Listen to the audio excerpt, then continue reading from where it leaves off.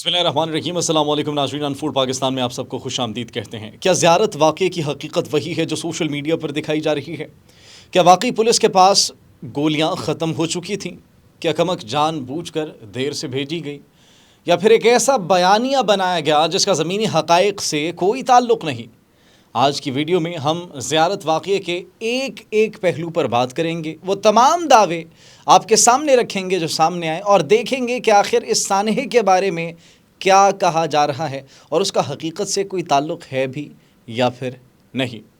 ज़ियारत का अफसोसनाक वाक़या सिर्फ एक दहशतगर्द हमला नहीं था, बल्कि उसके बाद सोशल मीडिया पर भी एक भरपूर जंग शुरू हो गई। एक तरफ पुलिस के जवान अपनी जानों का नजराना पेश करते रहे, जबकि दूसरी तरफ मुख्तलिफ सियासी शख्सियात और ग्रोहों के बयानात ने एक नई बहस छेड़ दी। मुख्तलिफ रिपोर्ट्स मौसूल हुई। कोयटा धरना, ज़ियारत में खारजी दहशतगर्दों के हाथों पुलिस एहलकारों की शहादत और अचकजई, PTM और BYC के बयानात एक गहरे और संजीदा तज्ज़िये का तकाजा करते हैं। नाज़रीन, अगर हम उस सूरत हाल, उस सिचुएशन की तरफ नज़र दौड़ाएं तो ज़ियारत वाक़ये से पहले भी जो इंटेलिजेंस अलर्ट है वो मौजूद था, जिसके बाद पुलिस चेक पोस्ट पर नफरी बढ़ा दी गई थी। जब खारजी दहशतगर्दों ने हमला किया तो FC और ATF को फौरी तौर पर कमक के लिए रवाना किया गया, जबकि मुसल्लह हेलीकॉप्टर फ़िज़ाई निगरानी भी कर रहे थे ताकि सूरत हाल पर मुसलसल नज़र रखी जा सके, ताकि मॉनिटरिंग की जा सके उस सिचुएशन की। चेक पोस्ट पर कब्ज़े के हवाले से भी मुख्तलिफ बातें सामने आईं। ताहम जो हमला देखा जाए तो इस कदर शदीद था कि पोस्ट ओवररन हो गई। अब पोस्ट के इंचार्ज DSP समेत अक्सर एहलकार वहाँ से पहले जो है वो जा चुके थे, लेकिन चंद बहादुर जवान आखिरी दम तक डटे रहे और उन्हीं जवानों में से 9 एहलकार शहीद हुए, जबकि 3 ज़ख्मी हुए, जिन्होंने इंतहाई मुश्किल हालात में भी मुकाबला जारी रखा और फितनल हिंदुस्तान, फितनल खवारिज का भरपूर तरीके से मुकाबला किया।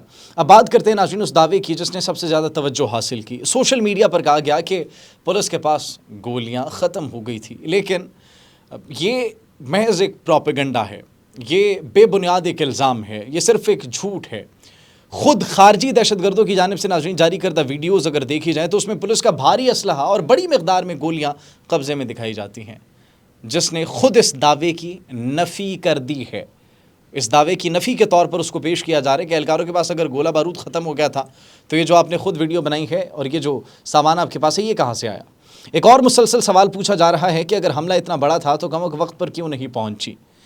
इसकी पहली वजह नाज़रीन इलाके का इंतहाई दुश्वार गुजार होना था। हम पिछले कई व्लॉग्स में डिस्कस कर चुके हैं उसकी जियोग्राफी। रास्तों में बारूदी सुरंगें यानी ट्रैप्स बिछाए जाते हैं, मुख्तलिफ मकामात पर घात भी लगाई जाती है, और सिक्योरिटी SOPs के मुताबिक पहले इर्द गिर्द की चोटियों पर कंट्रोल हासिल करना ज़रूरी था ताकि मज़ीद जानी नुकसान से बचा जा सके, और यही मरहला वक्त तलब साबित हुआ। दूसरी वजह नाज़रीन ये बताई गई कि पंपिंग स्टेशन पोस्ट के कमांडर यानी DSP रेडियो पर मुसलसल इत्तला देते रहे कि वो अपने 41 जवानों के साथ मौजूद हैं, भारी असलहे से लैस हैं और हमलावरों का मुकाबला करने की मुकम्मल सलाहियत रखते हैं। इसी इत्तला की बुनियाद पर इब्तिदाई सूरत हाल का अंदाज़ा लगाया जा रहा था। That was the situation at that time. इस पूरे वाक़े का सबसे दिलखराश पहलू भी सामने आया। वो क्या था? हमले से पहले चेक पोस्ट से निकलने वाली एक पार्टी रात के अंधेरे में फ़रार होने वाले दहशतगर्दों के हत्थे चढ़ गई। उन एहलकारों को यरगमाल बनाया गया और बाद अज़ां इंतहाई सफाकी के साथ शहीद कर दिया गया। यह वाक़या पूरी कौम के लिए इंतहाई अफसोसनाक है, लेकिन पूरी कौम फ़ख्र भी करती है कि इन्होंने अपनी जानों का नजराना इस मुल्क की खातिर पेश किया। इस हमले के बाद पाक फ़ौज, FC और बलूचिस्तान पुलिस ने मुश्तरका तौर पर एक बड़े सिक्योरिटी ऑपरेशन का आगाज़ किया, जो शाबान की पहाड़ियों के तकरीबन 300 मुरब्बा किलोमीटर के इंतहाई दुश्वार गुजार इलाके में जारी है। इस ऑपरेशन के दौरान अब तक 70 से ज़ायद खारजी दहशतगर्दों को मारा जा चुका है, जहन्नुम वासिल किया जा चुका है, जबकि कार्रवाइयाँ अभी भी कॉन्टीन्यूसली जारी हैं जब तक हर एक खारजी को जहन्नुम वासिल नहीं कर दिया जाएगा। इसी दौरान नाज़रीन एक और बहस भी ज़ोर पकड़ती है। एक तरफ दहशतगर्दी के ख़िलाफ़ कानून नाफिज करने वाले इदारे मुसलसल कार्रवाइयाँ कर रहे हैं, ऑपरेशंस जारी हैं, काइनेटिक ऑपरेशंस जारी हैं, जबकि दूसरी तरफ कुछ अनासर खून पर सियासत करते हुए इश्तियाल अंगेज़ी फैलाने की कोशिश कर रहे हैं।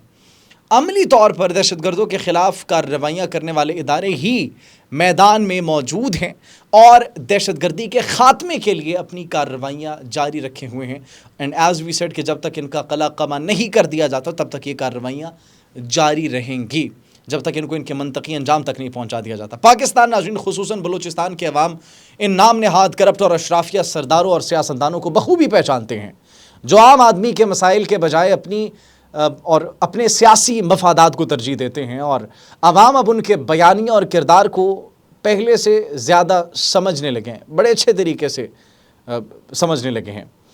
नाज़रीन, ये ज़ियारत का ये वाक़या सिर्फ़ एक सिक्योरिटी वाक़या नहीं बल्कि एक ऐसा मामला बन चुका है जिस पर मुख्तलिफ बयानिए देखे गए, लेकिन हमने आपको बताया कि क्या हकीकत है और क्या नहीं। ऐसे हालात में ज़रूरी है कि हर खबर और हर दावे को ज़िम्मेदारी के साथ देखा जाए, मुसद्दिक़ा मालूमात को अहमियत दी जाए और जज्बात के बजाय हक़ाइक़ की बुनियाद पर राय कायम की जाए, क्योंकि कुछ प्रोपेगेंडा अनासर इश्तियाल चाहते हैं, मिस इन्फॉर्मेशन और डिसइन्फॉर्मेशन की कैंपेन्स फौरी तौर पर लॉन्च कर दी जाती हैं।